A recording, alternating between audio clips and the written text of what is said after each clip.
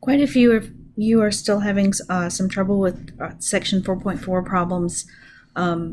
So I've reopened this assignment, and I'm going to give you a few more days to work on it. And it seems like it's, for a lot of you, it's mostly towards the end of the assignment. So I wanted to go through a few of those problems. And I wanted you to keep working on this because the next project we have coming up has some of these optimization problems on it. So my numbers might be slightly different than yours, which is actually good because I don't want to work through your exact problems. But all the wording is the same. It's asking you to do the exact same thing, but I just might have some different numbers in my functions. So I'm going to start towards the end. These seem to be the more difficult problems. So number 7 in your homework says we've got a rectangle that's constructed with its base on the x-axis and 2 of its vertices on the parabola y equals 25 minus x squared. What are the dimensions of the rectangle with the maximum area, and what is that area? But first, what they want us to do is come up with an equation for area in terms of x. The hardest part for this problem may be to actually figure out what this rectangle even looks like. So let me start with that. So this is number 7. So the parabola y equals 25 minus x squared just kind of roughly looks like that.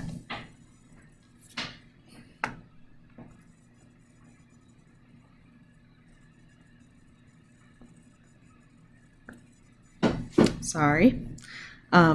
Its vertex is up here at 25. And then it hits the x-axis at -5 and +5. So the rectangle we're trying to make is inside of this parabola, and we just don't know where to draw it, but we know that those top vertices touch the edge of the parabola.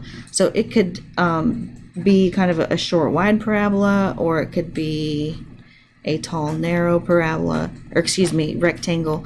We don't know. That's what we're trying to figure out, which one of these rectangles will have the largest area. So I drew a few of them so that we could see that to find area of a rectangle, we need length times width. So if you look at these rectangles that we drew, I'm going to say that the length is the piece on the x-axis. So for any one of these, if we just look at maybe the green one, that would be our length, and that would be our width.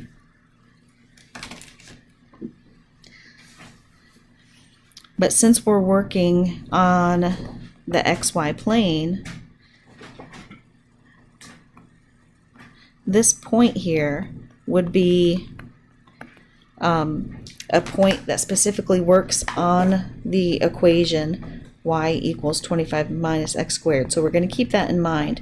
So this distance right here is x, but that's only half of our length because we go the same amount in the other direction as well. So length really is going to be 2x. So once we decide which x coordinate we're going to use, we get the y coordinate, which is our width, by plugging the x into this equation. So our width we get by plugging x into 25 minus x squared. It always goes from our x-axis up to our parabola. So our area function is just length times width. So area equals length times width. And I'm not sure if MyLabs Plus is going to make you distribute that now or later, but we definitely are going to have to distribute it at some point to finish this problem. So I'm just going to go ahead and do it now. 2x times 25 is 50x, and then 2x times x squared is 2x cubed.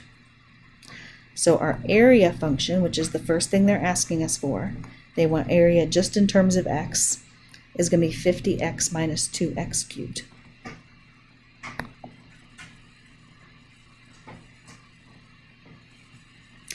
The interval of interest of the objective function. What they're asking us for here are what values could we use for x. So it's like the domain for this function, the realistic domain, with this being an application problem. Now, if you just think of a theoretical domain, we learned in algebra class, since this is a polynomial, the domain is negative infinity to positive infinity. But realistically, as an application problem, we wouldn't use negative values for length of a rectangle. We also wouldn't use 0 for length of a rectangle. So you technically could start this off right away and say, well, I definitely have to be greater than 0. So parentheses 0. But then we also need to figure out how high we can go. And the easiest way to do that is to look back at your function. And we want to know where the two places are where our function is going to be equal to 0. If it's equal to 0, we don't want to use it. We only want to use the values in between those where it's positive. So anything that would make our area function equal to 0, and I'm going to use the factored form because that's going to be easier to solve. So if those two factors multiply to make 0, then one of them is going to equal 0. So either the first equals 0, and that implies x equals 0, which we were able to kind of figure out on our own, that's the lower bound, or 25 minus x squared equals 0, which means x squared equals 25. So x equals positive or negative 5. But since, again, we're talking about side length for a rectangle, we're not going to use negative. So x equals 5. So if we used any number bigger than 5, this subtraction problem would come out negative, and then our area would come out negative, and we don't want that. So as long as we stick between x values between 0 and 5, our area will come out positive. So as an application problem, those are realistic values that we should stay in between for x.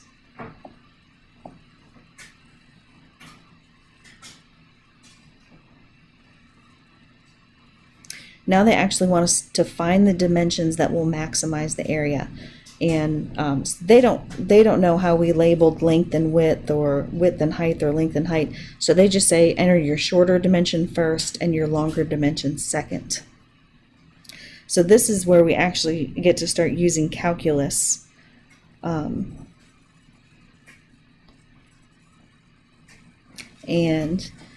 We have extrema, or maximums or minimums, depending on what type of function we have, at critical values.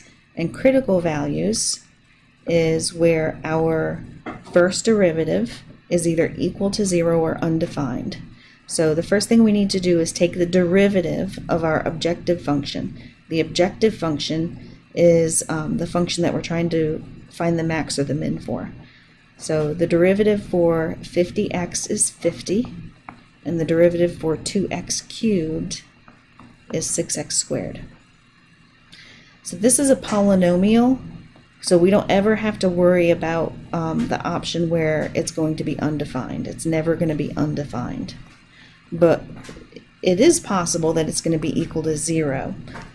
So we need to figure out the x values, where 50 minus 6x squared equals 0. So we can just solve this using opposite operations since there's only one x in the problem. We can start isolating our x by getting those two terms on opposite sides, and then divide our 6 over, and then square root both sides. And then MyLabs Plus does say that we can round this, so we don't need to try to worry about simplifying those square roots. We just need to, in our calculator, figure out what the square root of 50 over 6 is and round it to 2 decimal places. And I got that x is about 2.89. But that is not our answer. They want to know what the length of the shorter side of the rectangle is and the longer side. So we have found that x is 2.89, and I very conveniently labeled how I'm finding length and width here. Length is 2x, and width we were getting by using our function, which was 25 minus x squared. And now that we know the x value, we just have to plug it in there. So for length, we're going to double it. And I got about 5.7, let me see, 8. And that depends on whether you double the rounded value or the value on the calculator, so we might have to adjust that. And then if we do 25 minus our value squared,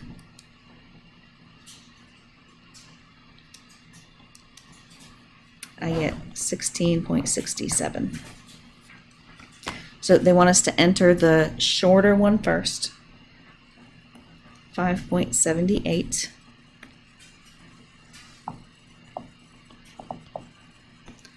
And then the longer one was 16.67.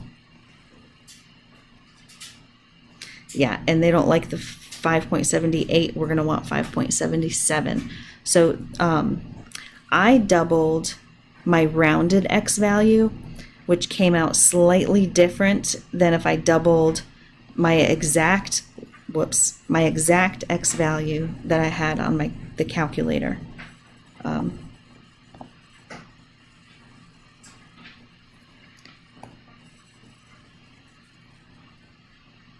And I just wanted to double check those on, and that's probably, yeah. So that's the difference.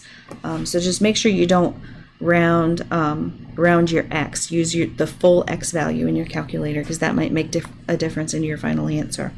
And then the maximum area, we had area all in terms of x here. Area is 50x minus 2x cubed, so you can plug your x into that function and get area. Or you might also just be able to remember area is length times width, and we now have a length and a width. Again, since these are rounded values, MyLabs Plus might not like that, but I'm going to try it. Area is length times width. So if I multiply the length and the width that I found, I got 96.19. If it doesn't like that, though, I might have to go back to my area function. We will see. I want to make all the mistakes on my screen so that you can see what you can get away with on yours. So it had no problem with me taking the two numbers that I said a minute ago, 5.77 and 16.67, and just multiplying them. Okay, so for number 7, the trick really is understanding what that picture looks like, I think. And once you understand what that picture looks like, it's a little bit easier.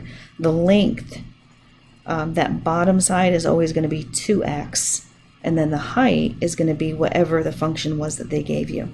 And then we're just trying to maximize area, which is the length and the height that we just said.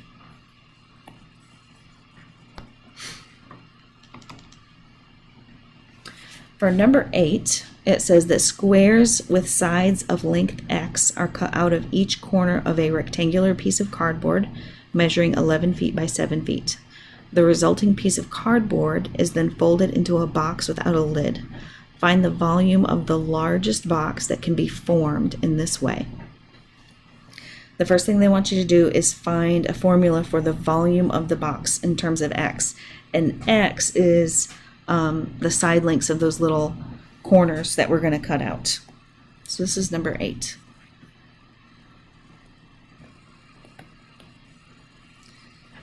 So for a lot of these optimization problems, you really need to draw a picture. So this side is 11 feet.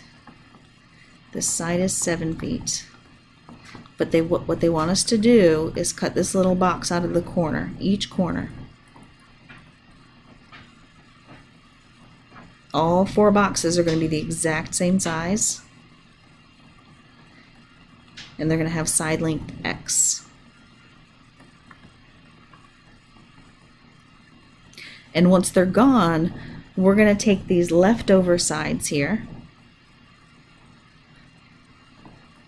and fold them up. So these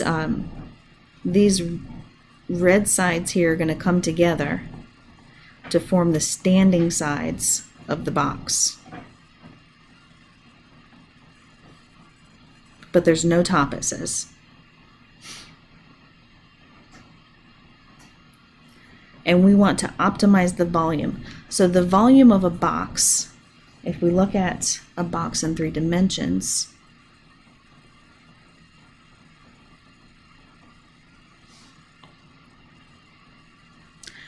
our box, we need to figure out what each of these 3 dimensions are. But just in general, we're going to have a length, a width, and a height.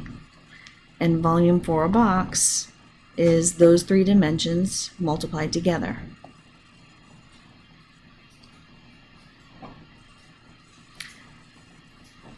So our length, I'm going to say, is this side right here.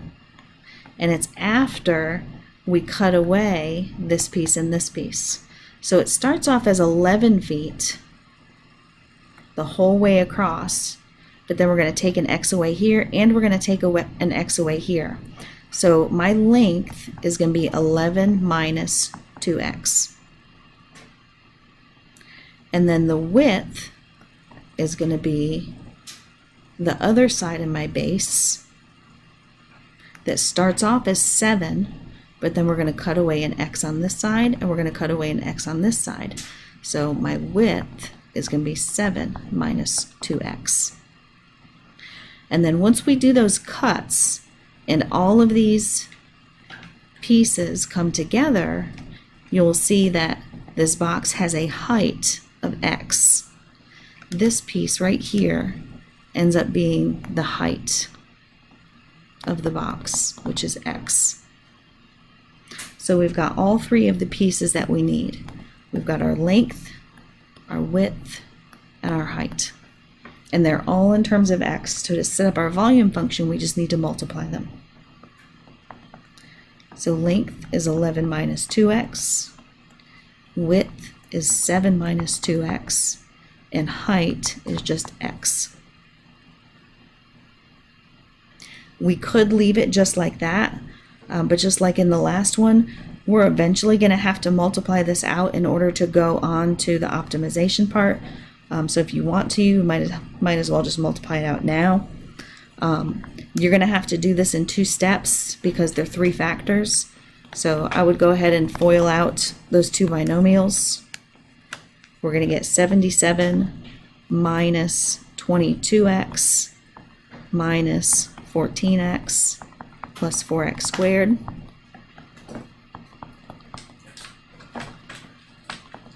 Those 2 can be combined.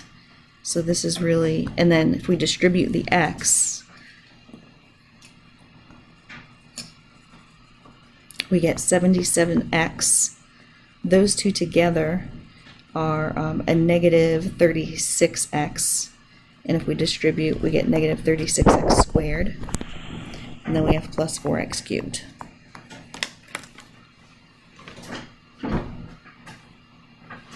So this is our volume function, all in terms of x. And that's the first thing that they're asking us to find.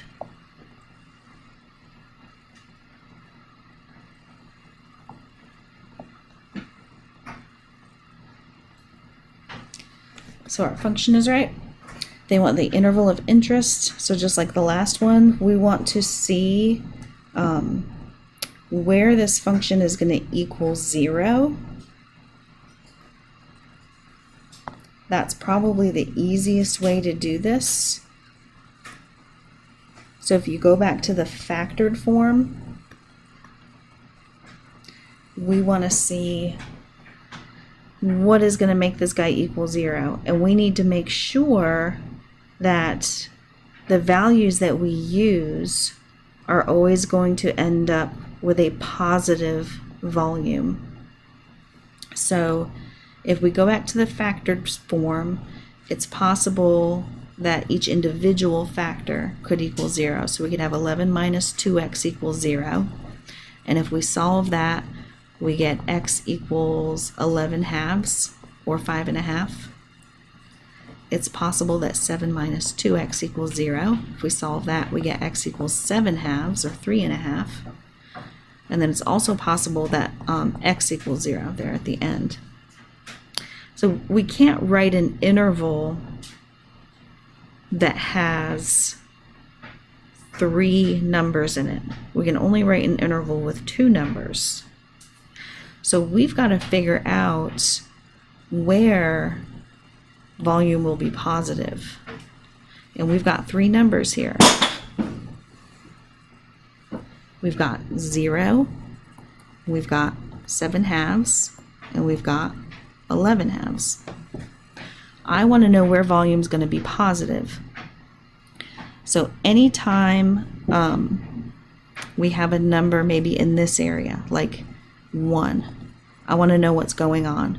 So I can plug 1 in and see if it's going to come out positive or negative.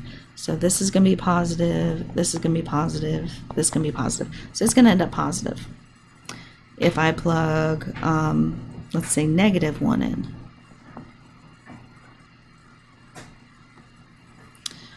negative 1 here is going to be positive, negative 1 here is going to be positive, but over here it's going to be negative. So positive times negative is going to be negative. So we don't want to use that one. I don't want my volume to come out negative. And then if we plug in something here, so that's between 3.5 and 5.5, so maybe plug in 4. We'll have 11 minus 8, which is 3, so that's positive. Here we'll have 7 minus 8, which is negative, and then we'll have 4, which is positive. So positive times positive is negative. And then something bigger than 11 halves, which was 5.5, say 6. So we'll have 11 minus 12 is a negative. 7 minus 12 is a negative. And plugging in 6 is a positive. So we have negative times positive is a positive. Even though volume will be positive in that last section, we are not going to use it, because remember, this was representing length and this was representing width. Those individually should not be coming out negative. We can't have a negative length and a negative width. So there was one place where length came out positive, width came out positive, height came out positive, volume came out positive, and it was this section right here. So just between 0 and 7 halves. That's the only interval that we're interested in. You can see underneath the answer box that MyLabs Plus wants us to type our numbers in using either integers or decimals. So instead of 7 halves, we are going to use 3.5.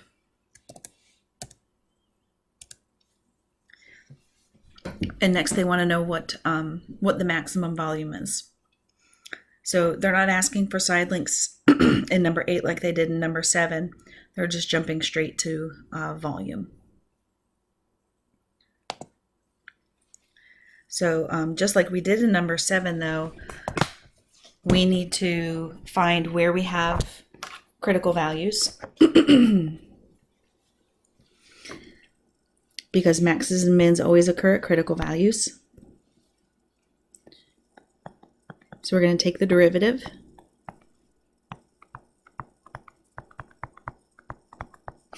And we're going to set it equal to 0 and solve. Again, it's a polynomial, so we don't ever have to worry about it being undefined. Probably the fastest way to figure out where this is equal to 0, because it looks like it's not going to factor easily, You could go ahead and do the quadratic formula if you wanted to, but you also could just type it into Desmos. Type y equals this into Desmos, and the exact same places where it's equal to 0 are where it has x-intercepts. So you could quickly get where it equals 0 just by finding its x-intercepts. So I'm going to go to Desmos really quick and just see if I can find those x-intercepts instead of having to go off the screen here and mess with my calculator and you not see what I'm doing.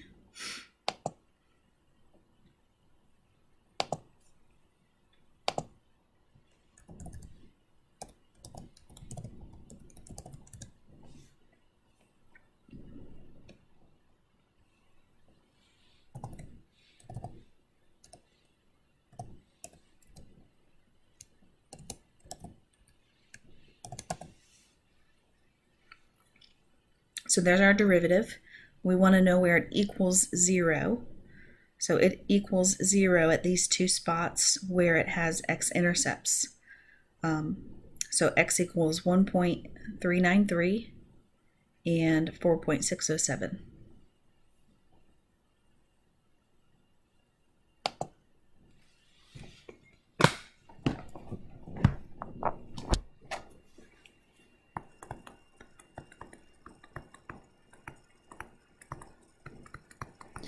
But remember, just a minute ago, we said that we're only going to be using x values between 0 and 3.5. So we're going to throw 4.607 out. Using an x value that big would actually cut away our entire width here, because that would make our width negative. We would actually be cutting past the midpoint. So that would not be realistic. So we're only going to be working with x equals 1.393. That is not the answer they're looking for in the next part of the problem. They want to know what the maximum volume is. And we have a formula for volume that uses x. It's right here. So we want to take that x value and plug it into that volume formula. So remember, volume was 77x minus 36x squared plus 4x cubed. And we're going to take this x value and plug it in where we have those x's. So we've got 77 times 1.393 minus 36 times 1.393 squared plus 4 times 1.393 cubed. And I've got a volume of approximately 48.22.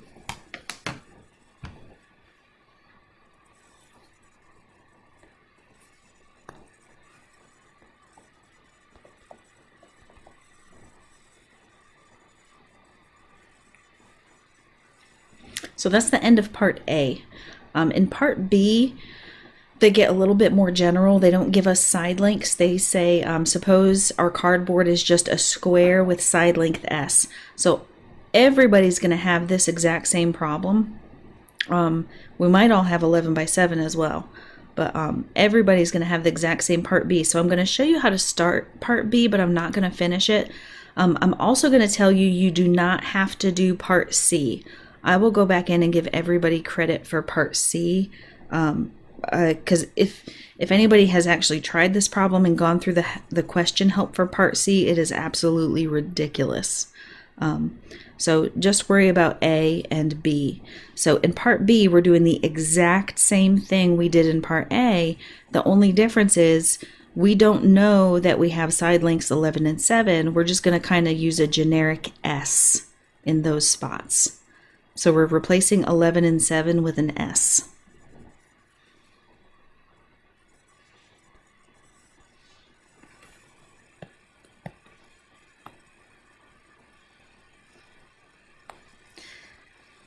So this time we start off with S and S, and we're going to cut out our X's again.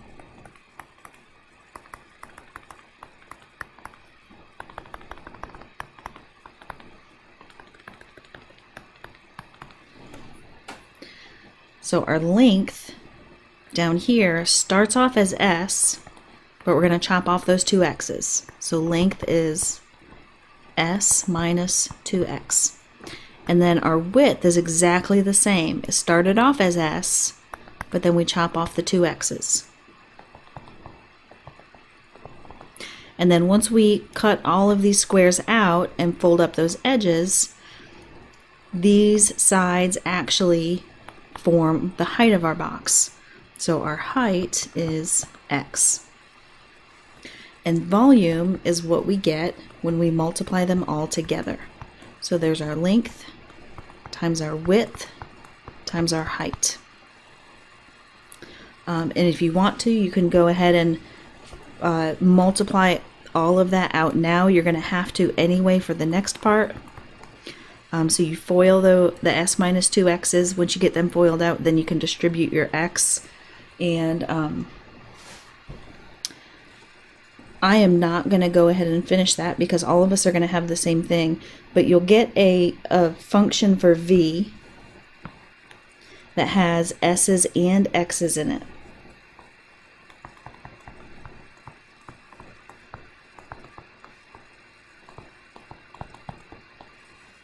And that's perfectly fine. Your v function will have s's and x's.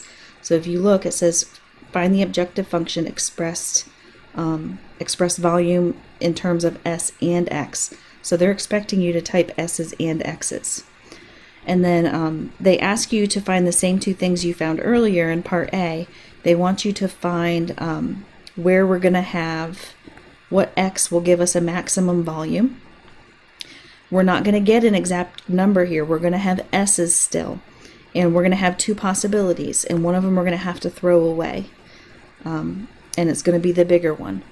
So we're going to have to solve that with some factoring. So we're going to have to FOIL this one out. It's going to be a polynomial. And it's going to have maxes and mins at critical values. So you're going to take your derivative and set it equal to 0. And you will be able to factor that. You'll be able to solve it by factoring. And it will have two answers. So we'll have a max volume when v prime equals 0. But be careful because it's going to have two answers. But one of them is not reasonable. And we're going to throw it out. Because if you take one of them and plug it back in, you'll see it gives us a length and a width of 0. And if we have a length and a width of 0, we're not going to be able to create a box. So one of them we're going to throw away. So that is just going to give us one possible solution for our x value. And then once we have an x value, it's going to ask us what the maximum volume is. So if we know what we're going to use for x, we can take that and plug it back in here. And then that's going to give us a formula for volume in terms of s. So we'll plug that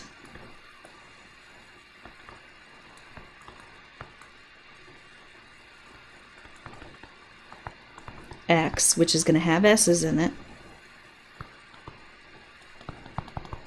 back into our original v equation.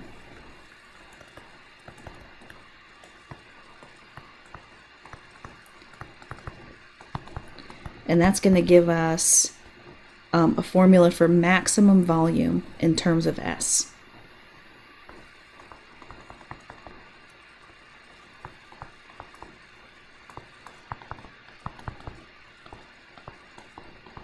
So now we can take any square piece of paper and measure the side length s, and it will tell us how large of a box we can create with that piece of paper. So these are just the directions for how to finish out that problem, because all of us are going to have the exact same problem. And how we do this one is exactly how we do part A. The difference is we're just using s instead of the 11 and the 7.